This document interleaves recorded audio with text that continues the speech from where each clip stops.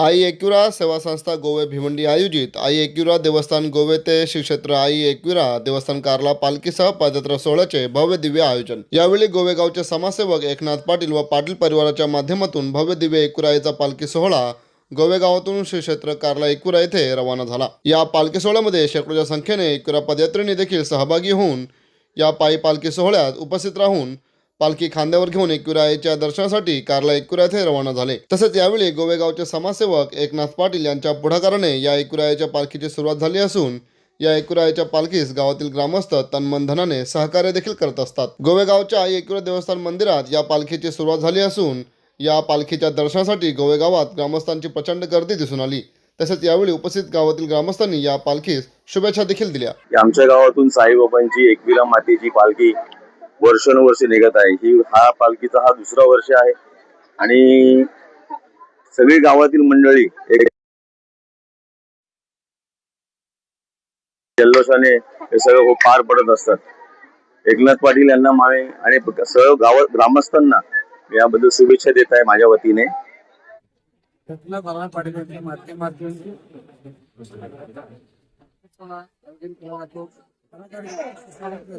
मी धन्यवाद मानतो। सर्व लोक कोणती कार्य असो त्यासाठी सर्वजण साथ देतात। विशेष मेहनत आहे आणि या सर्व ग्रुपने त्याच्या मुलाने सर्वांनी मेहनत करून पालखी सोहळा आयोजित केला आहे। पालखी सोहळ्याचा एवढाच उद्देश आहे की सर्व गावातील मंडळी 2 किंवा 4 दिवस का होईना एकत्र यावे आणि एकत्र येऊन व्यवस्थितरित्या राहावं। आता एकविरा माता म्हटली की आपली ग्रामदेवता आहे आणि ग्रामदेवता असल्यामुळे प्रत्येक जण दर्शन घेतो आणि नक्कीच दर्शनाला पावते आणि सर्व गावातील लोक अगदी आनंदित किंवा सुरक्षित राहावे यासाठी ही पालखी सोहळा आयोजन केला जातो। या सोहळ्याबद्दल विशेष म्हणजे सर्व गावकरी एकत्र येतात, गावकरी साथ देतात। तसेच गावातील काही लोक त्यांच्या स्वखुशीने काही देणगी सुद्धा देतात। आम्ही सर्व गावकरी मंडळांचे एकनाथ पाटील व त्यांची मिसेस यांच्या वतीने आभार मानतो। धन्यवाद। संतांची भूमी आहे आणि हा वारसा शिवकालीन आम्हाला भेटला आहे। आधी गाड्या घोड्या नव्हत्या तेव्हापासून वारीचा प्रवास चालूच आहे। गावामध्ये अजून चांगल्या वारी होत्या, साईबाबाची वारी होते, त्याच्यातून भरपूर आपल्या गावात योगदान आहे। आपल्या ग्रामस्थ मंडळासोबत आहे, तसेच माझी फॅमिली वगैरे आणि आता धंदे कुठल्या गोष्टीचं राजकारण नाही आहे। पालखी हा एकत्र लोकमान्य टिळकांचा एकत्र केला होता, गणपती उत्सव साजरा केला लोकांना एकत्र करण्यासाठी। तसाच हा पालखीचा सोहळा आहे ना, हा गावाला एकत्र करण्यासाठी कोणत्या प्रकारचं राजकारण नाही। गाव कुठे बिनविरोध कसा झाला होता, आमचा एक अध्यक्ष तिथे आहे बिनविरोध, ते समोर तुम्हाला दिसत।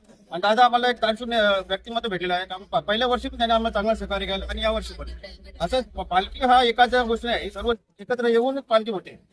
बरोबर, पालखीला पदयात्रा नसेल तर पालखीला शोभा पण नाहीये, असं विषय आहे। आता गावकऱ्यांना सहकार्य आहे आणि सहकार्यामध्ये मोठा जल्लोष आणि या वर्षी अजून चांगला उत्साह झाला आणि त्याच्यात अजून चांगला उत्साह करू। आमच्या सोबत आमच्या बाबांचे काका म्हणजे बाबाच आहे आणि आमची आई नक्कीच 250चा तारीख आहे पदयात्रेचा आणि जवळजवळ आचार्य वर्ग आहे। पेंट पथक आपल्या गावाचे चांगले 4 दिवसा प्रवास आहे। गोवे ते श्री क्षेत्र कार्ला हा प्रवास आहे 4 दिवसात। आम्ही 3 दिवसात कम्प्लीट, 4थ्या दिवसा भंडारा आहे आणि आल्यानंतर मी 5 दिवसानंतर एक भंडारा आमच्या मंदिरावर होईल। गावामध्ये 2 मंदिर आहे, आम्ही 2ही मंदिर एकत्र थांबतो, असं नाही का हा भेदभाव नाही आहे। 2 मंदिर आले, 2 मंदिर आले म्हणून आपल्या गावाला एकत्र करून प्रत्येक मंदिराला पालखी भेट द्यायची आम्हाला। आज दिवाळी आणि रविवारी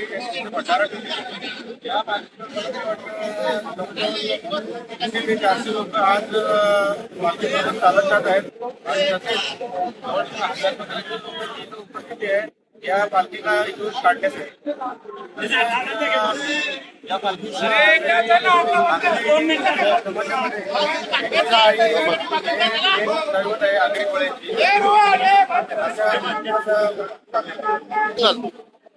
आयोजन तर एकच नंबर आहे।